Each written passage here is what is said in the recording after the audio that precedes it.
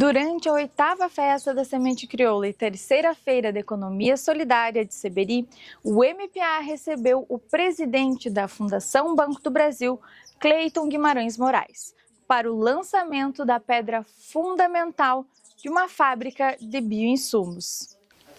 O nosso companheiro do coletivo de comunicação, Marcos Corbari, conversou com ele. Confira agora a entrevista na íntegra. Cleiton, chegando então aqui no território de Seberi, nesse espaço, que é sobretudo um centro de formação, e para plantar uma semente, né, é uma pedra, lançar uma pedra fundamental, mas uma pedra que mais do que nunca tem a representação de uma semente. Como é que tu encara a importância assim, desse ato e associado nesse momento de celebração para a classe camponesa, né, que a festa representa? Acho que isso é fruto de uma expectativa que já vem gestada há muito tempo e recupera também, né, um elemento importante. Acho que a parceria que a Fundação Banco do Brasil vem desenvolvendo ao longo do tempo, né, e agora retomada também a partir da centralidade das tecnologias sociais e de entender que os processos de inclusão social, a partir de processos organizativos, né, precisam e prescindem da colaboração, da participação ativa desses atores sociais. Acho que isso é fundamental. E entender também que os movimentos e a sociedade brasileira, de uma forma geral, tem uma série de carências, necessidades de superação, como a questão da fome, como as questões ambientais, mas também tem muitas potências, né, associadas e consociadas com relação a esses desafios.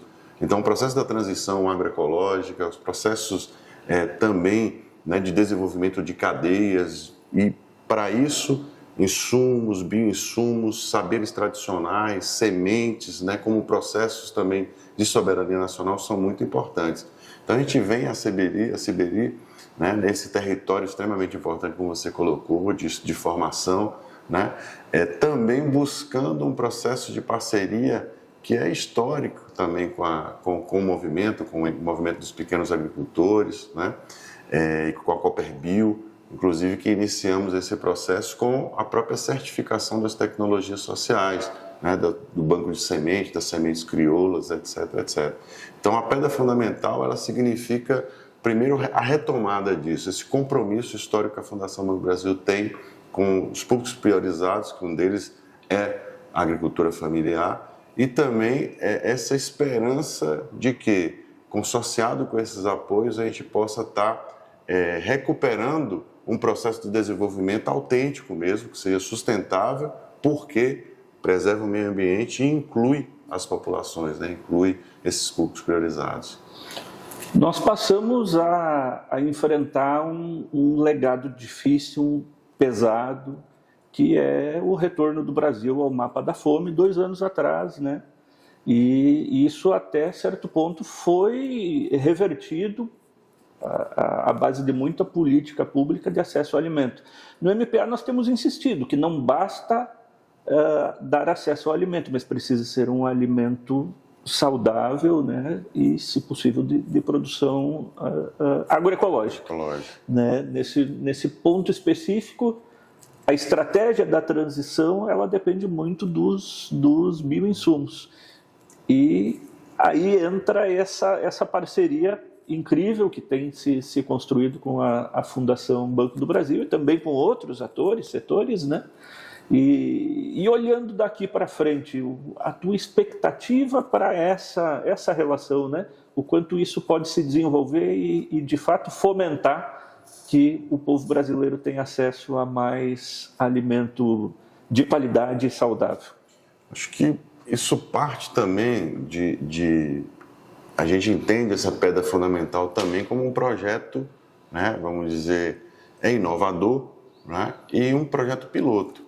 Então, a Fundação ela é ciente, ela é consciente do seu papel e também que a gente pode muita coisa, mas a gente não pode tudo.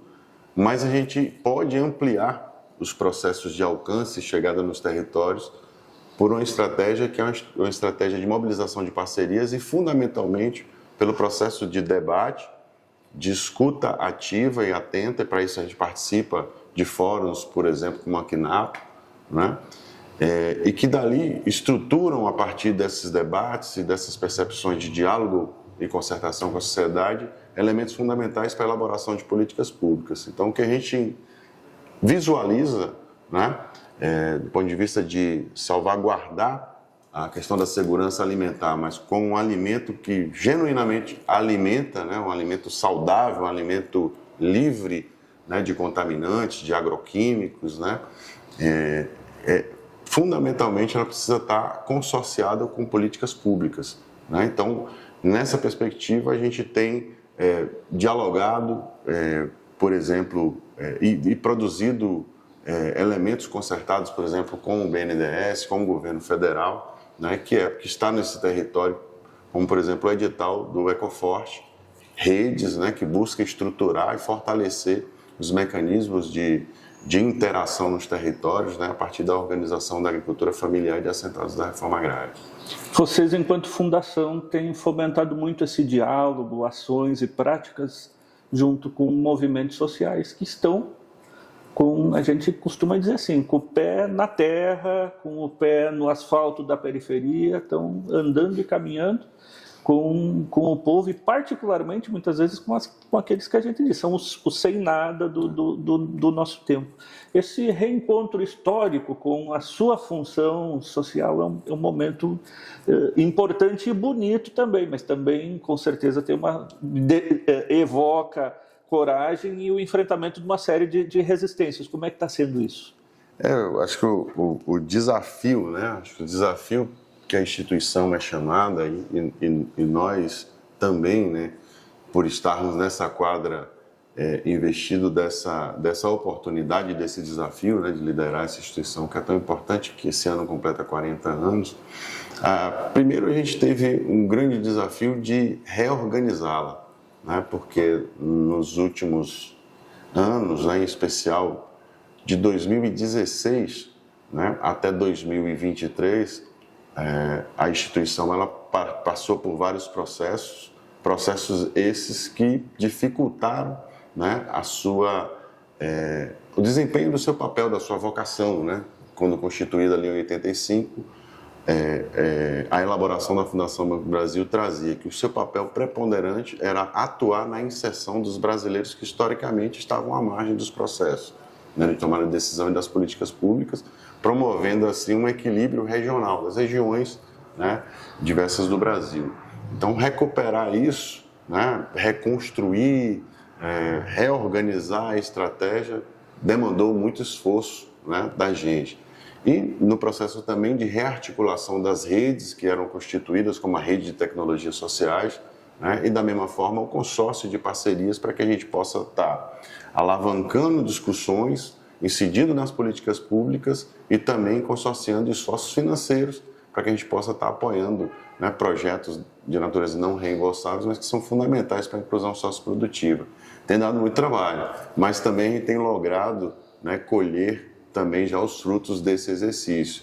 E, obviamente, avaliando sempre, né, com os parceiros, né, os desafios que estão colocados e também os resultados desse plantio, né, que a gente tem feito ao longo dos últimos 2 anos. Então, nos orgulha muito dos desafios e também poder já apontar como temas, né, de transição energética, que é fundamental, né, para esses processos de sustentabilidade, de inclusão socioprodutiva. Estamos falando de territórios de justiça, né, energética. Estamos falando de transição também nos processos agroecológicos, quando a gente faz incidência, né, em apoio, por exemplo, a bioinsumos, né, e vários outros temas de segurança alimentar, de estratégias para a retirada dos brasileiros e das brasileiras do mapa da fome e, sobretudo, com a experiência que a gente teve acumulada ali até 2013, uma experiência bem sucedida, como é que a gente constrói elementos a partir da concertação e do debate social para que essas políticas, né, numa quadra de investida de governos ou de orientação política que é contrária a isso, a sociedade possa resistir, né, por meio de mecanismos sólidos de controle orçamentário, né, para que o mapa da fome do nosso país nunca mais possa aparecer. Encerramos aqui a entrevista com o presidente da Fundação Banco do Brasil. Agora eu pergunto para o Cleiton, cidadão brasileiro, militante das causas sociais e principalmente agente de um caminho utópico comum que divide um mesmo norte utópico conosco. Como é que você vê esse momento do enfrentamento, da necessidade do enfrentamento e da defesa da democracia e como podemos projetar os próximos passos? Então, eu acho que o Brasil é um país extremamente, diria, desafiador. Né? Desafiador pela sua complexidade. Né? Nós saímos de Brasília, passamos por São Paulo, chegamos em Chapecó, pegamos, né, um veículo e aqui chegamos. Então, várias paisagens a gente percorreu nesse percurso, paisagens de natureza vegetal, mas paisagens sociais, né? Então, assim, o capítulo de democracia no nosso país, primeiro a gente precisa entender que ele é muito recente e muito incipiente. Então, acho que o desafio da concertação, né, do diálogo, é a chave para que a gente possa estar convergindo, né, processos efetivamente democráticos. Então, passamos por uma quadra em que, primeiro, e a estratégia foi, né, tornar a política e os debates públicos como algo, né, démodé, algo quase demonizado.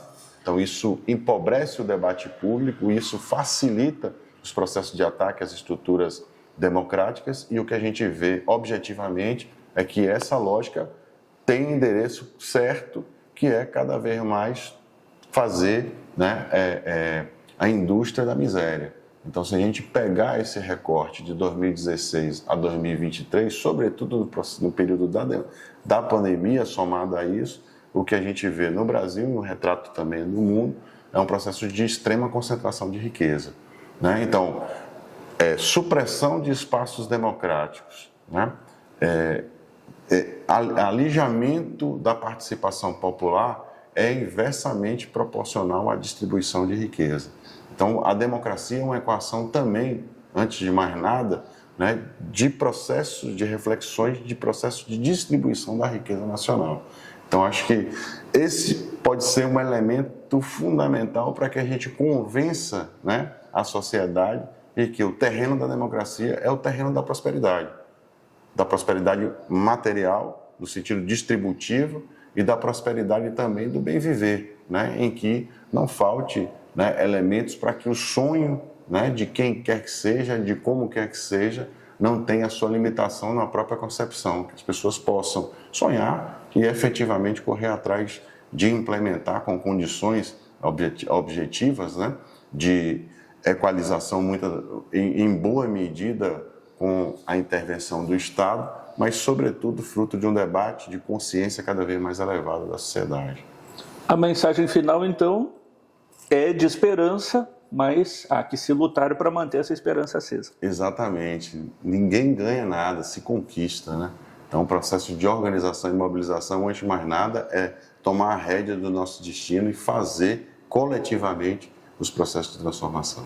Muito obrigado por estar conosco, por ter aceito o convite para vir à festa e por estar ajudando a plantar essa semente, essa pedra fundamental que é mais do que nunca uma semente. Vamos junto.